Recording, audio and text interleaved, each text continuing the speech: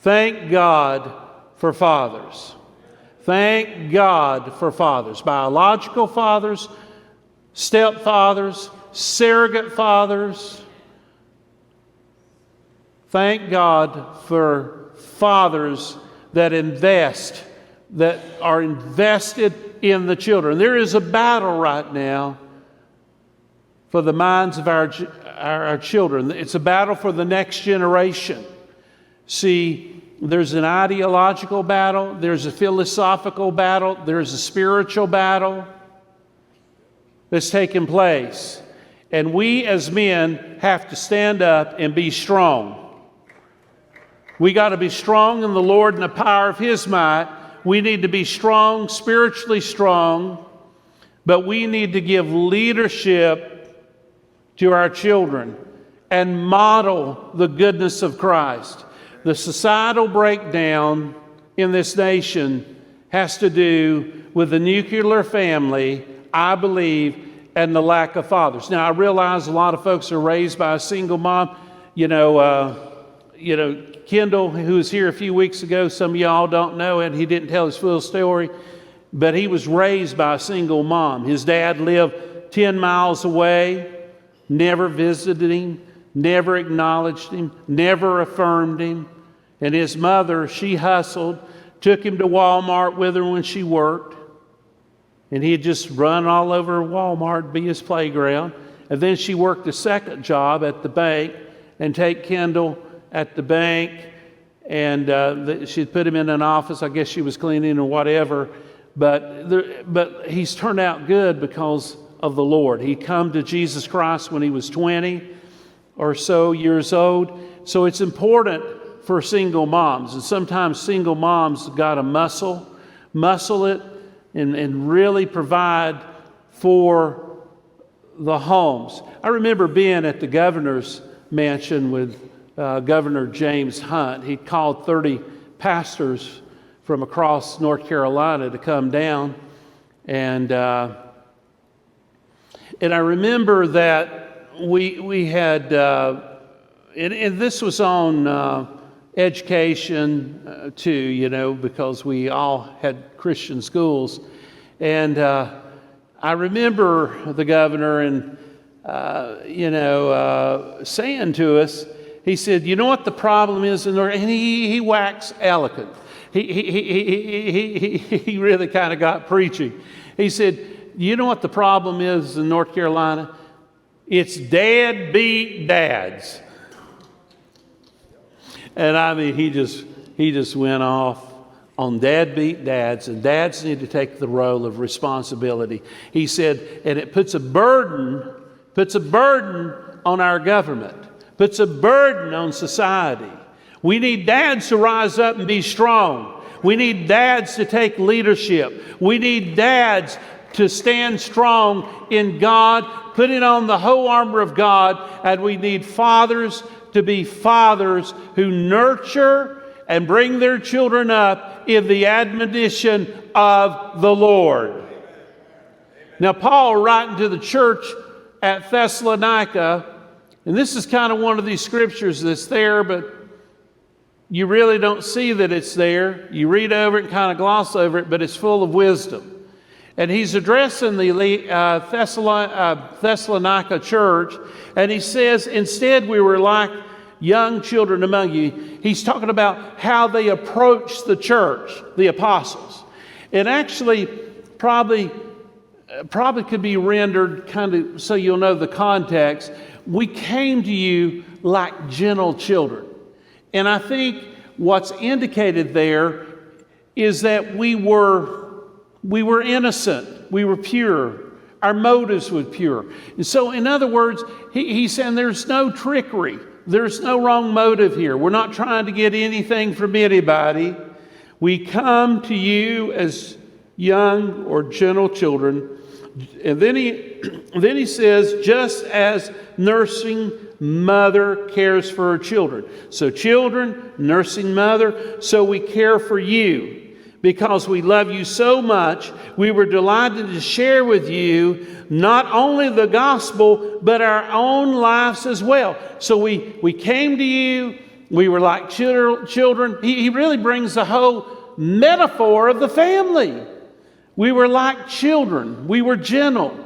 There was no ulterior motive. There was nothing hidden, no hidden agenda. We came to you just in purity and in simplicity and innocence. We came to you like a mother who would care for her children. And we gave you not only the gospel, but our own life. A lot of folks will give you the gospel, but not very few people will give you their life. Come on now, I'm preaching. A lot of folks will give you the gospel. And we'll read, I don't know if we'll have time to get to it today, but Paul said you have many instructors. You have thousands of instructors, but you don't have many fathers. You know, I was telling a pastor, we were talking, and I said, you know, pastoring is being married to the church. And then what happens, you know, when you have a guest speaker, they're dating the church, but you're not married to him or her or whoever it might be. You see what I mean? But I believe that the metaphors of the family and how that we can tie those metaphors with the church, together with the church, and see how God plans for the church to be.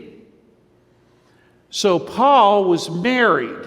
He said, I'm your father in the faith. There are spiritual fathers. There's biological fathers. There's stepfathers. There's surrogate fathers. There's uncles that are like a father.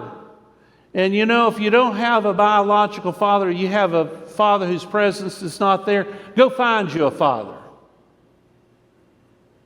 Find somebody that you can model after and learn from. So, he goes on to say, surely you remember, brothers and sisters, our toil and hardship. You need to remember that. We work day and night in order not to burden or to be a burden to anyone while we preach the gospel of God to you. So we don't want to be a burden. We want to come in as gentle children. We want to come in. We come in like a mother caring for her children, nursing her baby.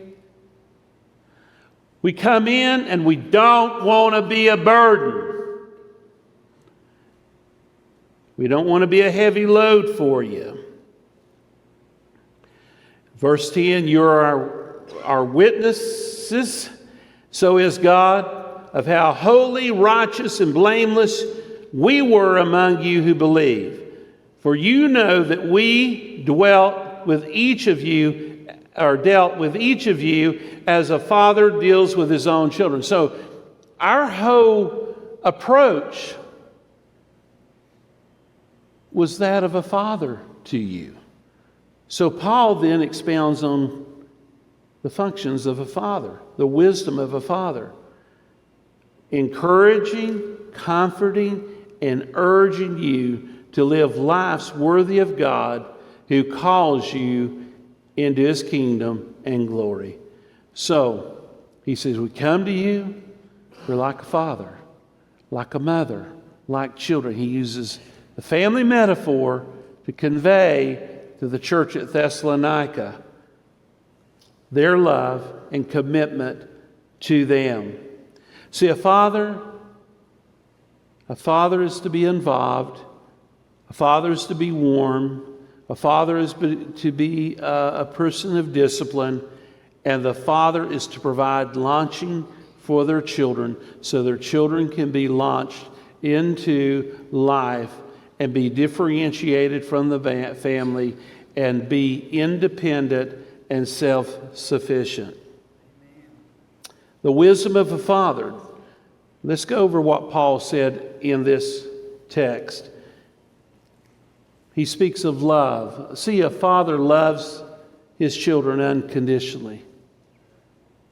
We love our children unconditionally. Our children may break our heart. They may make decisions that we're not comfortable with, but we still love unconditionally. Do you know how you treat your children? You treat them all the same but differently. I hope you get that. I think I mentioned that a few weeks ago. Because every child's different. Every child is uniquely made. So we love them unconditionally, and then we share our life and the gospel with our children. One of the most important things for you is to be present with your children, to be available for your children. You don't have to have all the answers, just be present. Do you know what that means to a child when they see you in the stands and they're playing ball or whatever? They look up and they see, well, there's my mom, there's my dad. It's very meaningful to them. The power of presence. I can't emphasize that enough in the family, the power of presence. And when you're present, you be truly present. I'll preach a little bit more on that right now in a minute. But you truly be present, okay? Also, a father teaches his children on how to deal with hardships. You know, the Apostle Paul, he says that you may know our toil. That means work, work, work, work, hardship, hardship, hardship. But we teach our children and we model before them, you're going to work in life, you're going to have hardship in life, you're going to have toil in life, but this is how you do it. You learn to forge ahead. I think we've created culturally a whole culture that's too soft.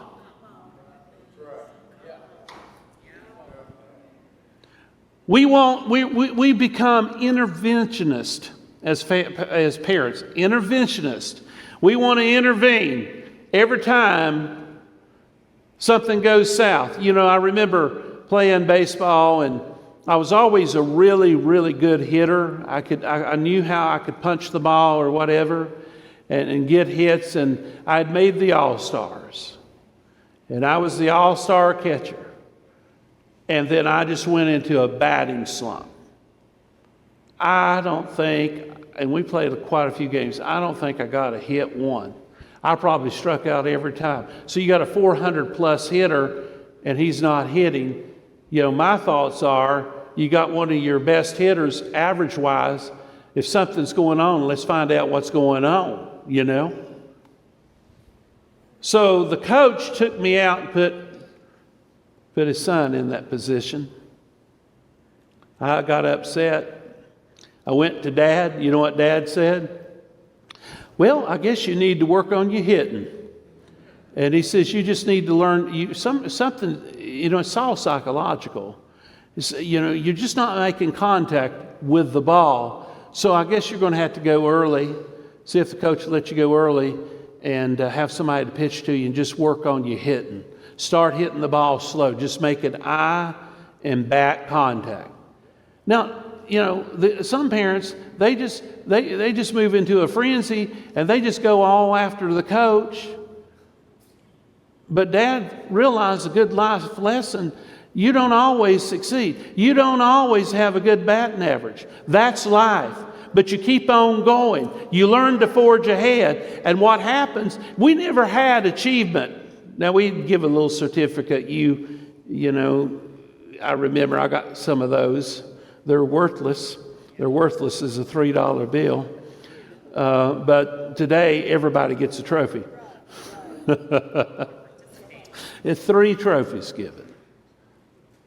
Most valuable, usually most improved, best defense, best offense, maybe 4. That's pretty much it. You didn't get one, you didn't get one. But we're soft, we're creating this whole illusion, it's illusion, but it's delusional thinking in our kids that everything's going to be like that. No, it's not. That's not life. There's hardships. There's some bumps. There's some hard knocks. And it's like, Dad, he didn't go after the coach. He just said, you got to do something. In other words, you need to take responsibility. We need to teach our children to take responsibility. And even to this day, I'll go by Wendy's and I'll get the two for $6 or 2 for $7, whatever, and I'll take Daddy a sandwich. And I always, well, I got to pay you. I said, Dad, you don't owe me anything. I can afford $3.50. Believe me, you don't owe me anything. And then he said, here's a $5. That'll cover it, won't it? I said, all right. And Mom's even worse than he is. I mean, she just won't let me leave the house until she pays me. I said, Mom, you don't pay me anything. You raised me. You sacrificed. I don't mind getting you a hamburger every now and then or a sandwich. But I learned from Dad, you can make your children too soft. You can make them too soft. You know, everybody's on the honor roll. No, they're not. I remember getting an application. I got about 10 applications. And one guy, he sent me an application. I have a 4.0. And I looked at it. I said, where is my trash can? Oh, right there. I threw it in the trash can. And then I was real proud of myself. I went and told Wade. Somebody said, why did you do that? Somebody that looks at the world through a 4.0, they don't realize the way the world works. And they're going to be inflexible to work with. They're not going to be adaptable. If you're not adaptable in today's market, in today's world, you're not going to succeed. If you are an islander, I call them islanders. You're somebody that's unto yourself. Go do something. Go do something. You don't need to be around people because that's not the way the world's created. It's not the world. We got to learn to interact and work with people. We got to learn to take a hit. And life is going to send you some hits. So anyway, let's move on. And also, a good father, Paul said, encourages his children. Let me give you this little word picture. Take the word courage. Okay. Courage. You think of that. Synonym, you think of strength. You think of being emboldened, okay? An encourager is somebody that causes someone to be in courage, to help strengthen them, to help embolden them. Discourage is without courage. So we take the courage from them. As a father, your job is to encourage your children. Now, you can apply this to any field or any discipline. We need to learn to encourage our children. And then we need to learn to comfort our children. There was a silly book one time written some years ago, and of course it became popular. They sold a lot of books. But basically what it said is in raising children, if your baby's crying in the crib, you let your baby cry. It's the worst thing in the world you can do. Because you're teaching that child not to be able to receive comfort. A child needs soothing. So you pick up the child, you pat him on the back, and just love them. I remember Debbie, a child needs to know they can be soothed. And what you do developmentally in that child is they can't be soothed by life. Nothing in life can soothe them. Drugs and addiction is just people trying to soothe their anxiety and trying to cope. That's all it is. So, fathers, there's nothing wrong with soothing your child. Giving them a pat on the back. Telling them you love them. Telling them they're going to make it. Just, being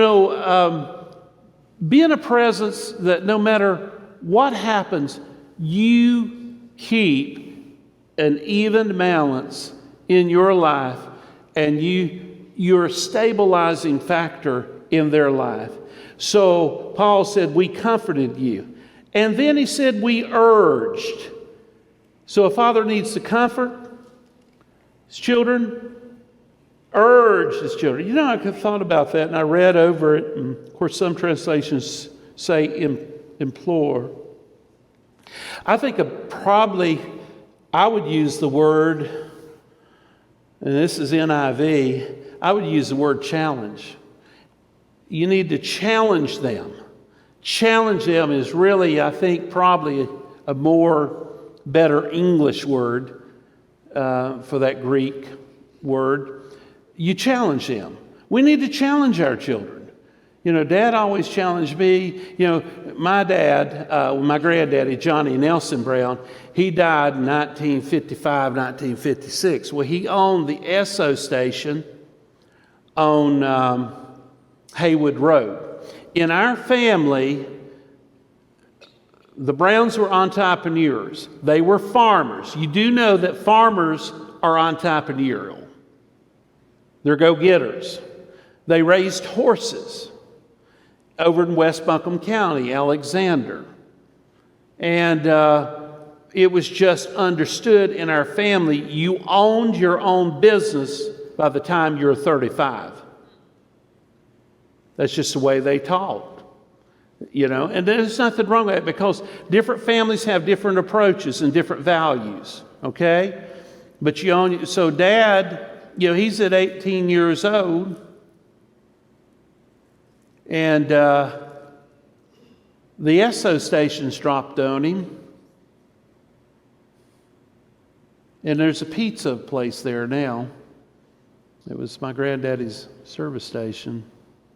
Dad said, man, I was basically an orphan at 18 and trying to make that service station go. He said, I just didn't have the ability to really make it go. And, you know, having Dad's death, and we were tight on money. But Dad said, your granddaddy was I should have a picture of him, said he would...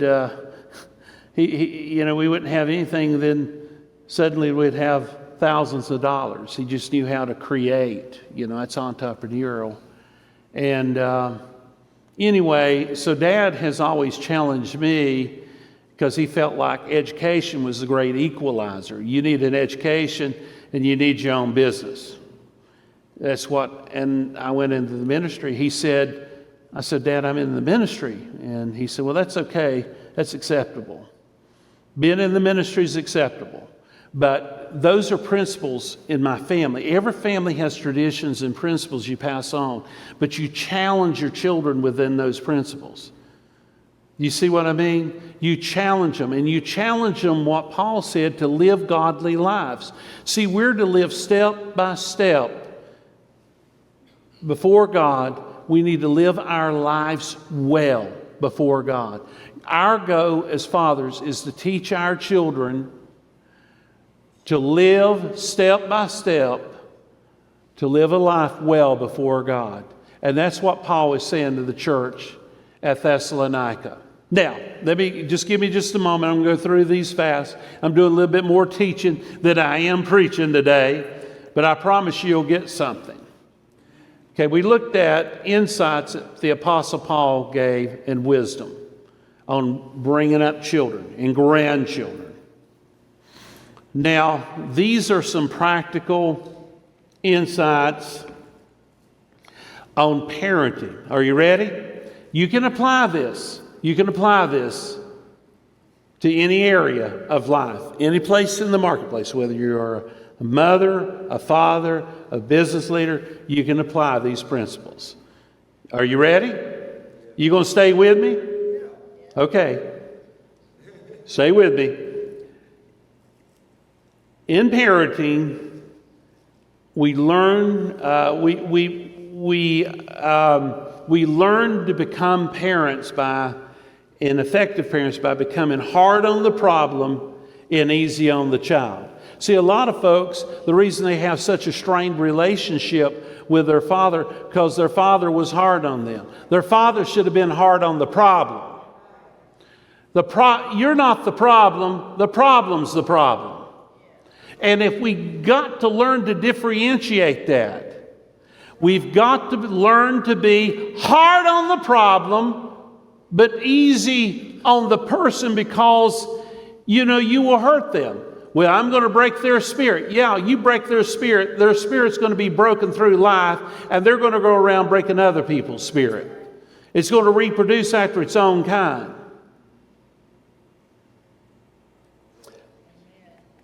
Also, and this is what I said I'd come back to about being present.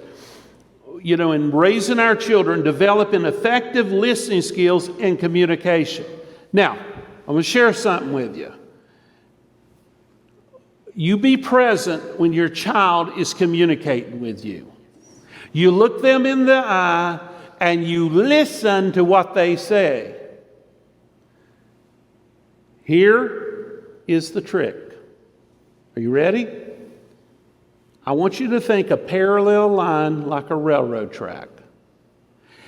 On the top line is content, what they're saying. The next line is process. Content and process. Let's say that together. Content and process. And you can see this all through the Bible. If you study and you dig, you'll see it all through the Bible. The content is not nearly as important as the process. And if you're going to be a good parent, you need to be present. You need to listen to the content, yes, but you need to listen to the process. And the process is the emotions, and it's what's going on inside of them emotionally and what they're feeling. And that's the reason so many marriages are shipwrecked, because a lot of men are so hell-bent, and I say that in a sanctified way, on getting their content out, they're missing the emotionality of the relationship. Relationships and marriages are healed through emotions. Well, you can't put your faith in feelings. I know, I heard that preacher too. He was just uninformed.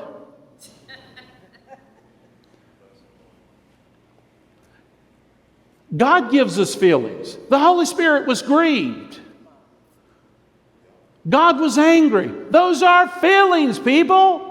But you got to learn how to regulate and modulate those feelings and work within those feelings. So you're working with your child's telling you one thing, you need to be reading what's going on in their internal world, in their interior world, emotionally.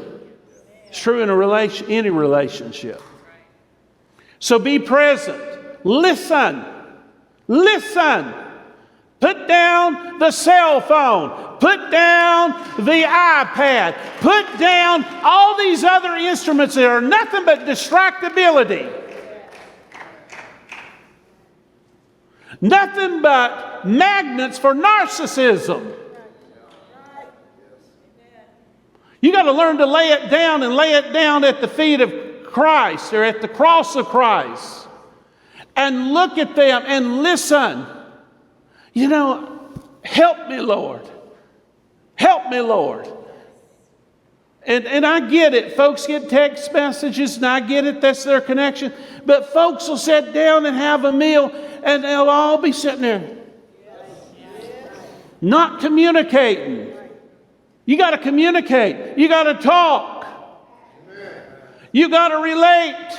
You got to listen to one another. Be effective in your listening. Listen to the tone. Listen to the emotions. Watch the body language.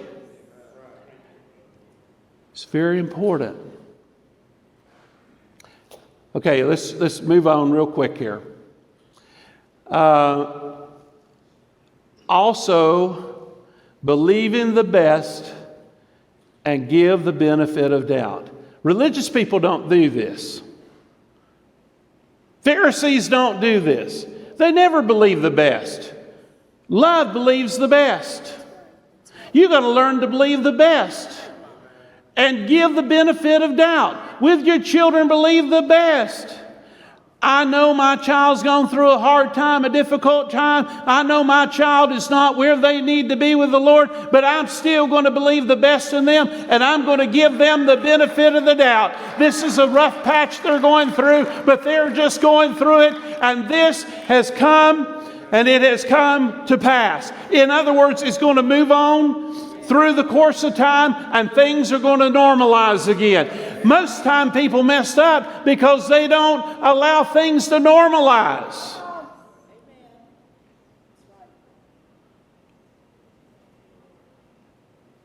I feel a little spunky this morning. You egg me on, I might preach a little bit. I'm feeling it. Impatience. You can't be impatient with your children. They're developing. They're growing. They're not a 40-year-old you. They're a teenager. It's trying to figure it out. And all this clutter and all this static is moving around them. You need to learn that patience and faith and patience go together, and they're an unbeatable combination. We need to love our children, and we need to believe the best for them, and always give them the benefit of the doubt. Well, they're lying, Brother Mike. Well, it'll come out. Quit being so impatient. Be patient. Well, I'm going to bust their butt. Oh, brother. Am I going to have to work on you? I always want to bust somebody's butt. I don't even know if that's grammatically correct, but that's what I was told my whole life. I guess it would be grammatically burst. I'm going to burst their butt. Come on, people. Get a life. If you're going to raise children, you got to be patient. You got to be kind. You got to be gentle. Well, they're not doing what I think they ought to do. Well, welcome to 90% of the parents that are raising kids. You know, Debbie, I'll tell you this, Matthew, somebody came to Debbie in the church. Everybody was telling us everything, and it gets so tired. I tell you, advice, it's not asked for, can become annoying. We're getting plenty of it. And I remember somebody said, well, we need to read Strong-Willed Child by James Dobson. So Debbie read the strong, ooh, this is what, you can read any book and say this is what it is. Yeah, he's strong-willed child. And then one person said to me, one preacher came in my office and he said, you got to break that boy. You got to break that boy just like you'd break a horse.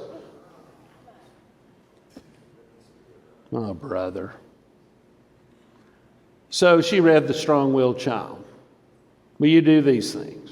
We tried those things. They didn't work. And then Lindsay, she was the compliant one. She was the girl. And Lindsay would always go around, Mama said, Mama said, Mama said. Okay. So they were saying, well, Matthew's the one with strong will. Well, then, Dr.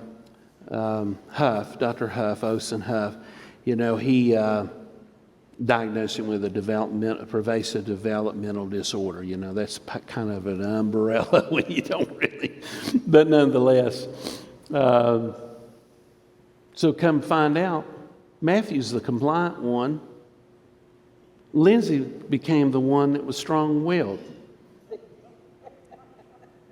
You talk about somebody that gave her mother heartburn. Lindsay gave her mother heartburn. So immediately the one that Debbie said, oh, Lindsay's so compliant. Now, no, it's not Matthew. We know what's going on there. It's Lindsay. She's the strong-willed child. And I come along and say,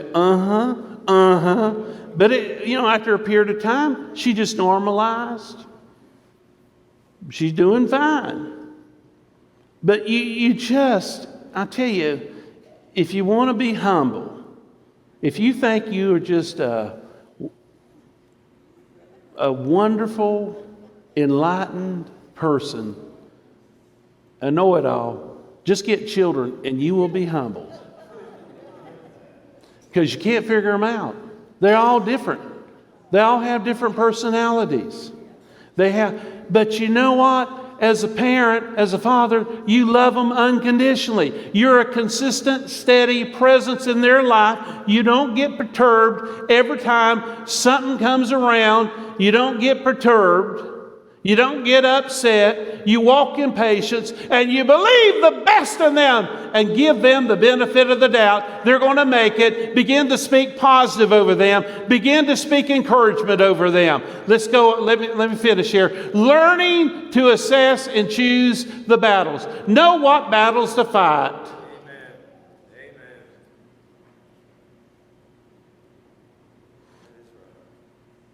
Always be respectful and honor your child. Show your child value.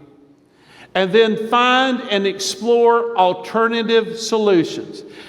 Always work with them and say, okay, this worked with Matt, but this is not working with Lindsay. No. So you find alternative solutions. And then realize life is a dialogue and problems are seasonal. Folks, problems come and problems go. I was raised pretty much and fashioned by the World War II generation. I'm thinking 3 of my board members when I first started, when I was a young man, were veterans of World War II. The whole church was World War II veterans. And they put their values in me. And I appreciate that. I really do. Really could get hard around pay time because they'd all been through the Depression. You know, going through the Depression, it conditioned a lot of people. They'd save everything they could. And I tell you, they'd make Abraham Lincoln cry on that penny. It's like my dad said to me one day. He says, you don't know what hard times is. This generation don't know. He said, and Dad was just a boy during World War II. He said, we had to ration gas, ration sugar. You couldn't get tires for your car because the military needed the rubber, and most of the cars were running thin on thread. And he said nails and stuff like that, all was rationed. It was tough. It was a tough time. And this generation's not lived through as a tough a time.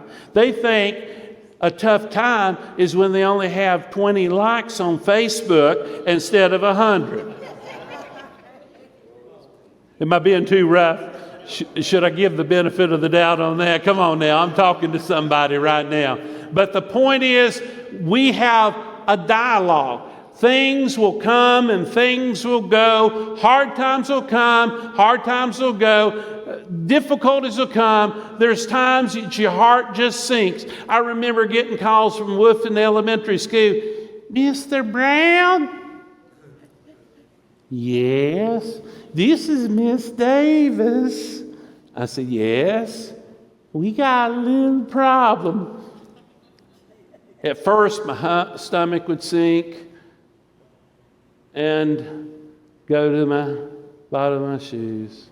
And then it got to where it was kind of a rhythm. I was getting the call so much, I just said, hey, Miss Davis, what's going on? I think he needs a little bit more medication. I said, no, we're not going to give him any more medication. We'll figure out something. We're not giving him any more medication. We're not, you just come to where you get so tired. But I'm here to say to you, just keep patient. Trust God. You're going to get through it because your problems are seasonal. Always keep that dialogue open between your child, and then seek to understand your children. The Bible says good understanding wins over favor. And when we seek to understand what's going on with our children, just understand they're all different. They're all created in the image of God. They're not perfect, but neither would you. You're going to make it. Do everything you can to love unconditionally, to encourage, to challenge, to bless, And I guarantee you, God will honor you. And in time, you'll look back and say, you know, God, you're so faithful. Let's all stand to our feet. I hope it's okay I taught you a little bit.